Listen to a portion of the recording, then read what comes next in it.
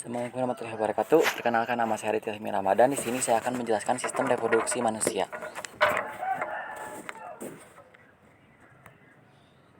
Nah, sistem reproduksi manusia.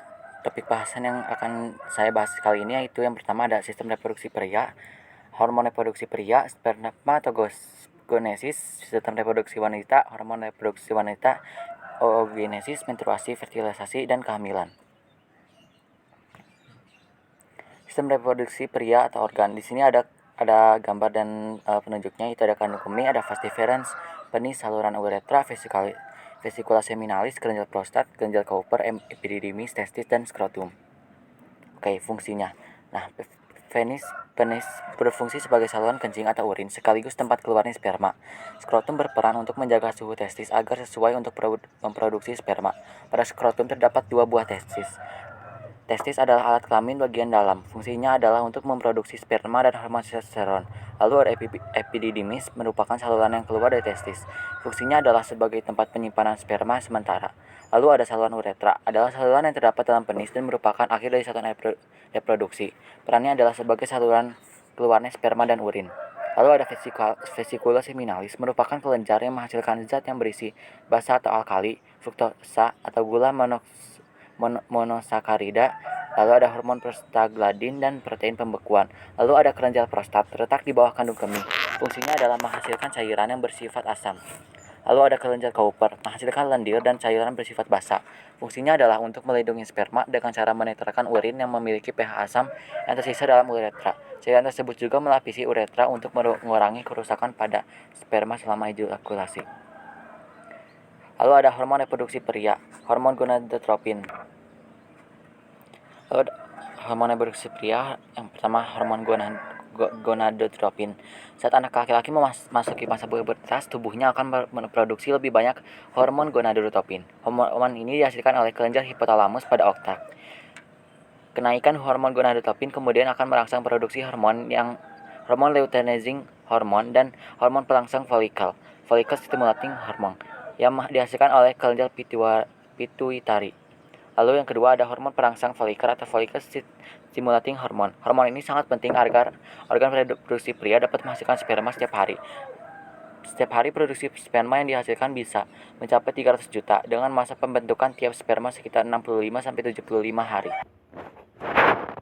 Lalu ada luteinizing hormon. Saat hormon ini dilepaskan ke dalam darah, akan terjadi produksi dan pelepasan hormon testosteron sebagai hormon utama pada pria. Yang keempat, hormon testosteron. Produksi testosteron pada masa pubertas memicu berbagai perubahan fisik seperti pembesaran testis dan skrotum, penis yang semakin memanjang, suara yang semakin berat, serta tubuhnya rambut di sekitar alat kelamin wajah manusia. Lalu spermatogenesis. Spermatogenesis adalah proses pembentukan spermatozoa yang terjadi di dalam testis, tepatnya pada tubulus seminiferus. Proses pembentukan spermatogenesis pada pria berlangsung selama kurang lebih 74 hari. Terdapat 4 tahap dalam proses spermatogenesis, yaitu tahap pembelahan mitosis, meiosis, spermiogenesis, dan spermiasi. Pembelahan mitosis. Tahap pertama yaitu pembelahan mitosis. Pada tahap pembelahan mitosis, spermatogonium yang merupakan sel bentuk diploid mengalami pembelahan mitosis menjadi 2 spermatosit primer yang memiliki kromosom sama seperti induknya, atau 2N. Pembelahan meiosis tahap kedua yaitu pembelahan meiosis. Pembelahan meiosis terbagi menjadi 2 subtahapan, yaitu meiosis 1 dan meiosis 2. Pada meiosis 1, masing-masing spermatosit primer diploid 2N membelah menjadi 2 spermatosit sekunder yang haploid N. Pada proses spermatogenesis, pengurangan jumlah kromosom terjadi pada saat anfase 1 pada tahap meiosis 1. Pada meiosis 2, masing-masing spermatosit sekunder yang haploid N membelah menjadi 2 sel spermatid yang juga haploid N. Dengan demikian terbentuk 4 spermatid yang haploid N. Lalu spermatogenesis. Tahap selanjutnya spermiogenesis. Pada tahap spermiogenesis, setiap spermatid terbentuk akan mengalami pemasangan menjadi spermatozoid yang haploid N. Lalu ada spermiasi. Pada spermiasi terjadi pelepasan sperma dewasa ke dalam lumen tubulus seminiferus menuju tubulus recti atau tubulus rudus, testis atau anyaman saluran testis, ductus deferens, dan masuk ke epididymis. Pergerakan sperma disebabkan oleh gerak peristalitik dari otot saluran. Lalu di sini kita akan menjelaskan tentang sistem reproduksi wanita. Nah, fungsinya. Vagina adalah saluran yang menghubungkan lingkungan luar dengan rahim sekaligus tempat mengalirnya darah menstruasi dan salurnya keluarnya bayi. Serviks merupakan struktur rahim bagian bawah yang menyempit dan membuka ke arah vagina. Saluran telur atau tuba falopi atau amfiduk terdapat sepasang di tiap tubuh perempuan, yaitu di kanan dan kiri. Amfiduk memajang ke arah samping dari uterus. Fungsinya adalah membawa sel telur dari infundibulum ke rahim. Pada saluran inilah terjadi fertilasi atau pembuahan. Dinding telur merupakan tempat kumpulan sel yang disebut folikel. Di dalam folikel sel telur atau ovum dikembangkan. Folikel juga menghasilkan hormon perempuan yaitu estrogen dan progesteron. Lalu ada rahim.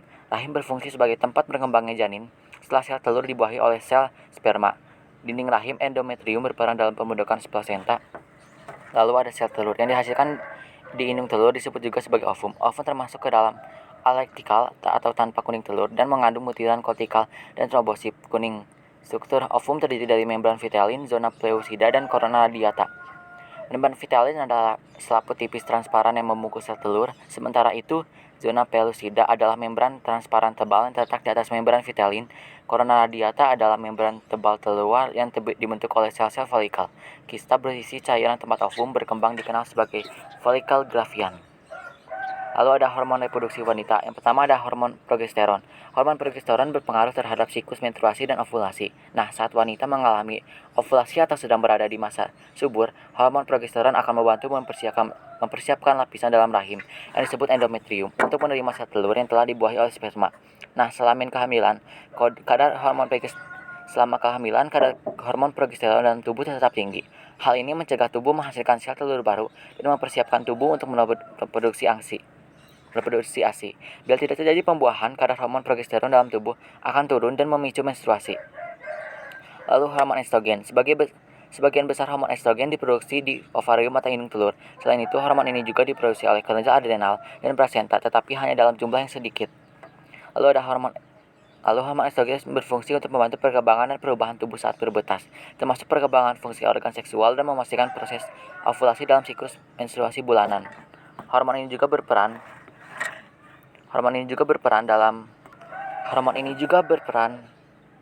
dalam proses keluarnya ASI setelah persalinan, mengatur mood atau suasana hati dan proses penuaan. Penurunan produksi estrogen dapat menimbulkan berbagai gangguan seperti menstruasi yang tidak teratur, vagina kering, suasana hati tidak menentu, menopause, dan osteoporosis pada wanita lanjut usia. Lalu ada hormon testosteron. Kadar hormon testosteron yang terdapat pada tubuh wanita memang tidak sebanyak pada pria. Namun hormon ini tetap memiliki fungsi yang penting bagi kesehatan wanita. Hormon testosteron berperan dalam mengatur libido atau gairah seksual dan menjaga kesehatan vagina, payudara, dan kesuburan. Lalu ada luteinizing hormone atau LH. LH pada wanita berfungsi untuk membantu tubuh mengatur siklus menstruasi dan ovulasi. Oleh karena itu, hormon ini juga berperan dalam masa pubertas. Hormon ini diproduksi oleh kelenjar hipofisis di otak. Umumnya kadar hormon LH pada wanita akan meningkat saat menstruasi dan setelah menopause. Kadar LH yang terlalu tinggi pada tubuh wanita dapat mengakibatkan masalah reproduksi. Lalu ada follicle stimulating hormone atau FSH. Sama halnya dengan hormon LH, hormon FSH juga diproduksi di kelenjar hipofisis dan berperan penting dalam sistem reproduksi. Hormon ini membantu mengendalikan siklus menstruasi dan produksi telur di ovarium. Kadar hormon FSH yang rendah menandakan bahwa wanita tidak mengalami ovulasi. Adanya gangguan pada kelenjar hipofisis atau bisa juga menandakan kehamilan. Sebaliknya, hormon FSH yang tinggi dapat menandakan wanita memasuki masa menopause, adanya tumor di kelenjar hipofisis, atau gejala dari sindrom Turner. Oksitosin. Hormon oksitosin yang diproduksi oleh kelenjar hipofisis di otak ini umumnya akan meningkat selama kehamilan, khususnya ketika menjelang persalinan. Ketika kadar hormon meningkat, rahim akan terangsang untuk berkontraksi dan mempersiapkan proses persalinan. Setelah melahirkan, oksitosin akan merangsang kelenjar payudara untuk menghasilkan ASI. Oogenesis adalah proses pembentukan ovum dari sel benih di dalam ovarium. Proses ini terjadi di dalam ovarium. Berbeda halnya dengan spermatogenesis. Oogenesis cenderung berlangsung lebih lama dalam beberapa periode waktu tertentu, yaitu dimulai sejak kehidupan janin di dalam kandungan, setelah lahir, masa pubertas, hingga masa produktif sebelum menopause. Proses oogenesis. Tahap pertama yaitu oogenesis pelahir. Tahapan-tahapan terjadi pada oogenesis pelahir yaitu oogonium diploid 2N membelah setelah mistosis selama kehidupan janin sehingga dihasilkan oosit primer diploid 2N. Jumlah oosit primer yang dihasilkan mencapai 6-7 juta buah. Oosit primer akan tetap berada pada fase prafase meiosis 1 setelah bayi lahir sampai sebelum memasuki masa pubertas. Karena ini disebut meiotic arrest. Oosit primer diselubungi oleh selubung yang disebut folikel primordial. Sebagian dari folikel primordial akan mengalami degenerasi, sehingga jumlahnya menurun. Tahap kedua yaitu oogenesis pasca lahir. Tahapan-tahapan terjadi pada oogenesis pasca lahir yaitu pada saat lahir, jumlah folikel primordial di dalam ovarium sekitar 2 juta. Pada usia 7 tahun, jumlah folikel primordial menyusut menjadi sekitar 300.000 buah. Pada usia pubertas, jumlah folikel primordial juga menyusut menjadi sekitar 50.000 hingga 100.000 buah. Akan tetapi, yang mampu hidup dan berkembang hanya 350 hingga 400 buah yang dievolusikan satu persatu selama usia produktif. Lalu tahap ketiga yaitu oogenesis pasca pubertas. Tahap-tahapan yang terjadi pada oogenesis pasca pubertas yaitu pada masa pubertas, hormon GnRH yang dihasilkan oleh hipotalamus dan hormon gonadotropin dan hipofisis akan mempengaruhi perkembangan folikel primordial menjadi folikel primer dan kemudian menjadi folikel sekunder. Setiap bulan akan dihasilkan 20-50 buah folikel sekunder, tetapi yang matang untuk difolikelkan hanya 1 buah. Lalu sebelum dievolusikan, oosit primer diploid 2N dalam folikel sekunder akan mengalami pembaharan meiosis 1 dengan pembagian sitoplasma yang tidak sama. Hasilnya adalah sebuah oosit sekunder haploid N dan badan polar 1 haploid N. Oosit sekunder memiliki ukuran yang lebih besar daripada badan polar 1. Oosit sekunder N selanjutnya mengalami metafase meiosis 2 dan berhenti. Oosit sekunder ini dikelilingi oleh folikel yang telah masuk atau disebut folikel degraft. Namun, oosit sekunder dipisahkan dari folikel oleh lapisan yang disebut zona pellucida. Folikel degraft akan memproduksi estrogen yang merangsang hipofisis untuk mengekskresikan LH, luteinizing hormone. LH akan mendorong terjadinya pelepasan oosit sekunder dari ovarium. Peristiwa ini disebut ovulasi. Jika oosit sekunder yang diovuliskan ke dalam tuba Fallopi mengalami fertilasi atau pembuahan oleh sperma, oosit sekunder akan meneruskan pembelahan meiosis yang terhenti. Pembelahan tersebut menghasilkan ootit N dan badan sekunder akan meneruskan pembelahan meiosis yang terhenti. Pembelahan tersebut menghasilkan ootit N dan badan polar 2N. Jika badan polar 1 belum mengalami degenerasi, pada waktu yang bersamaan akan mengalami meiosis 2 dengan menjadi 2 badan polar 2N. Ootit kemudian akan berdiferensi menjadi ovum, sedangkan badan polar 2 akan mengalami degenerasi. Jika oosit sekunder yang diovuliskan tidak dibuahi, oosit akan mengalami disintegrasi atau pecah. Menstruasi. Menstruasi sendiri merupakan proses pembersihan rahim terhadap pembuluh darah, kelenjar-kelenjar pembuahan atau kehamilan. Lalu menstruasi sendiri merupakan proses pembersihan rahim terhadap pembuluh darah, kelenjar-kelenjar, dan sel-sel yang tidak terpakai karena tidak adanya perubahan atau kehamilan. Proses menstruasi adalah peluruhan dinding rahim endometrium yang disertai dengan terjadinya pendarahan. Dalam tubuh wanita dewasa, siklus menstruasi ini dijelaskan melalui 4 tahap siklus menstruasi. Hari pertama pada fase menstruasi dihitung sebagai hari pertama siklus. Pada umumnya selang waktu fase menstruasi adalah hari 1 sampai hari 5, kemudian berlanjut ke siklus kedua yang biasanya berlangsung hari 6 sampai 13, selanjutnya ke fase ovulasi yaitu pada hari 14, dihitung dari hari pertama keluarnya darah menstruasi. Berikutnya ke fase terakhir dalam siklus menstruasi yaitu fase pasca ovulasi yang pada umumnya berlangsung pada hari 15 sampai 28. Tahapan siklus menstruasi ditandai dengan perubahan keadaan folikel dinding endometrium dan tingkat hormon. Folikel adalah kantung cairan yang berisi oosit matang yang dapat berkembang menjadi ovum atau sel telur. Ovum dihasilkan oleh alat reproduksi wanita yang disebut ovarium. Pada bagian sistem reproduksi wanita juga terdapat endometrium, yaitu lapisan terdalam pada rahim dan tempatnya menempelnya ovum yang siap dibuahi. Jika ovum tidak dibuahi, maka akan luruh menjadi darah atau yang biasa disebut dalam masa menstruasi. Jika ovum berhasil dibuahi oleh sel sperma, maka akan terjadi kehamilan dan masa menstruasi tidak terjadi. Selain kondisi folikel dan keadaan dinding endometrium, tahapan siklus menstruasi juga ditandai dari tingkat hormon dalam tubuh.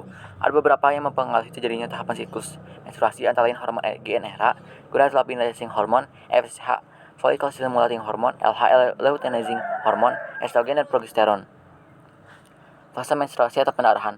Hari pertama pada fase menstruasi menjadi patokan hari ke-1 dan siklus menstruasi. Pada umumnya fase menstruasi rata-rata berlangsung selama 7 hari. Ada yang mengalami kurang dari 7 hari dan ada pula yang mengalami lebih dari 7 hari tetapi kurang dari 15 hari.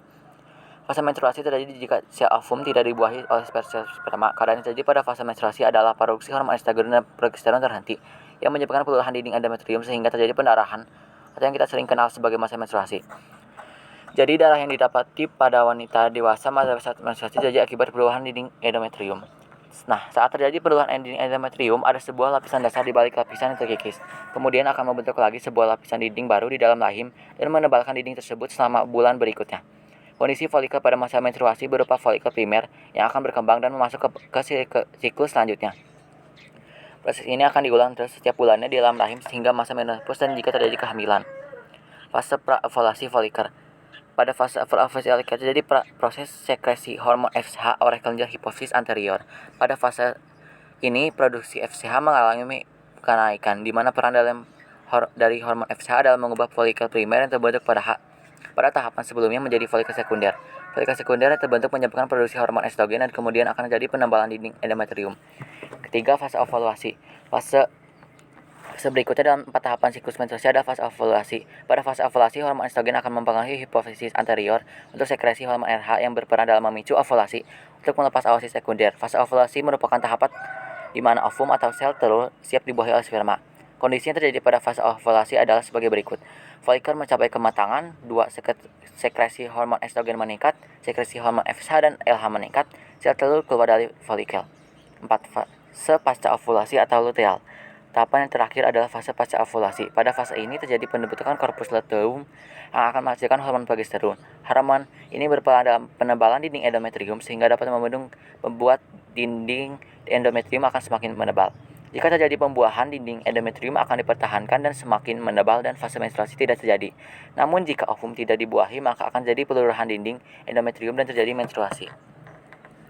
Lalu proses fertilisasi. Proses fertilisasi atau pembuahan yakni sebuah proses di mana sperma akan membuahi sel telur. Satu kali ejakulasi sperma dikeluarkan hingga 1 juta hingga per juta sel sperma yang kemudian akan masuk membuahi sel telur. Tetapi tidak semua bertahan hidup sampai ke sel telur dan yang berhasil membuahi hanya 1 sperma pada sel telur. Berikut ini merupakan tahapan proses fertilisasi. Yang pertama, ovulasi. Sebelum terjadi pembuahan, sel telur harus terjadi ovulasi terlebih dahulu. Ovulasi sendiri merupakan keluarnya sel telur dari ovarium atau induk telur. Setiap bulannya di dalam ovarium banyak sel telur, namun hanya satu yang keluar pada setiap bulannya. Sebuah kantung folikel yang dipersiapkan untuk menjadi matang. Proses matangan ini terutama dipengaruhi oleh hormon FSH. 2. Sel telur berpindah ke saluran tuba falopi. Selanjutnya, apabila telah keluar dari ovarium, sel telur akan berpindah ke saluran tuba falopi. Saluran yang menghubungkan ovarium dengan rahim. Umur sel telur di dalam tuba falopi hanya 24 jam, sehingga jika tidak ada yang sperma yang membuahinya, maka ia akan mati dan kehamilan tidak bisa terjadi. Ketiga, meningkatnya hormon. Apabila sel telur telah berpindah ke saluran tuba falopi, maka dinding rahim akan bersiap-siap menebalkan dindingnya. Kemudian akan terjadi peningkatan hormon setelah sel telur meningkatkan folikel. Folikel dan ovarium akan berkembang menjadi korpus luteum. Korpus luteum ini kemudian akan menghasilkan hormon progesteron yang berperan sebagai menebalkan lapisan dinding rahim. Lalu jika sel telur tidak dibuahi, apabila sel telur tidak dibuahi, maka sel telur akan berpindah ke rahim dan hancur. Ada yang disebut menstruasi pada wanita setiap bulannya. Menstruasi berbeda-beda pada wanita, ada yang 28 hari, namun juga ada yang kurang dan lebih. Korpus luteum mengecil dan kadar hormon dalam tubuh kembali normal seperti biasanya. Lapisan dinding rahim yang menebal tadi akan mengalami proses peluruhan, sehingga keluar darah haid. 5. Jika sel telur dibuahi. Apabila sel telur dibuahi, terjadi pembuahan yaitu pertemuan sperma dengan sel telur, maka sperma akan menembus ke dalam sel telur. Apabila sel telur sudah dibuahi, maka sperma akan gugur dan tidak dapat masuk ke dalam sel telur. 6. Implantasi. Perpindahan sel telur yang dibuahi ke rahim. Tahapan dalam fertilisasi selanjutnya adalah implantasi. Namun sel telur yang telah dibuahi biasanya masih menetap di saluran tuba falopi selama 3-4 hari. Dalam waktu 24 jam setelah dibuahi, sel telur tersebut akan membelah diri dengan cepat sehingga menjadi banyak sel. Proses pembelahan ini terus terjadi seiring berpindahnya sel telur dari saluran tuba falopi ke rahim. Setelah itu barulah sel telur mulai berimplantasi atau menanamkan diri ke dinding rahim.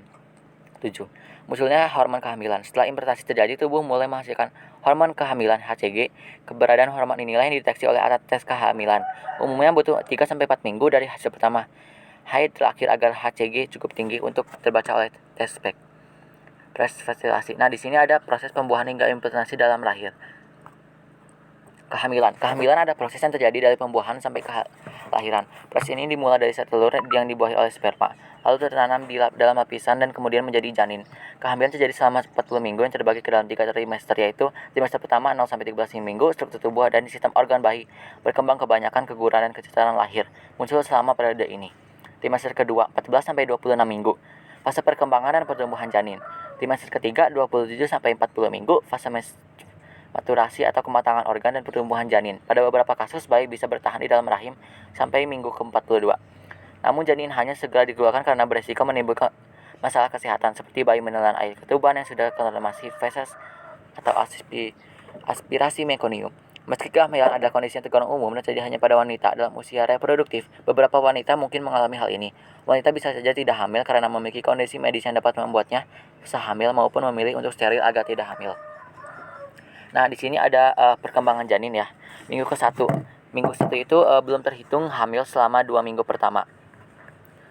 Lalu minggu ketiga itu fertilisasi, minggu keempat implantasi dan terbentuknya plasenta. Minggu kelima peningkatan kadar hormon, minggu keenam tabung saraf menutup. Yang ke minggu 7 kepala bayi mengembang, minggu ke-8 terbentuknya hidung bayi, minggu ke-9 jari-jari kaki bayi mulai muncul, minggu ke-10 siku mulai menekuk, minggu ke-11 alat kelamin bayi berkembang, minggu ke-12 kuku mulai terbentuk. Sekian dari saya, mohon maaf bila ada kesalahan maupun kekurangan. Terima kasih. Wassalamualaikum warahmatullahi wabarakatuh.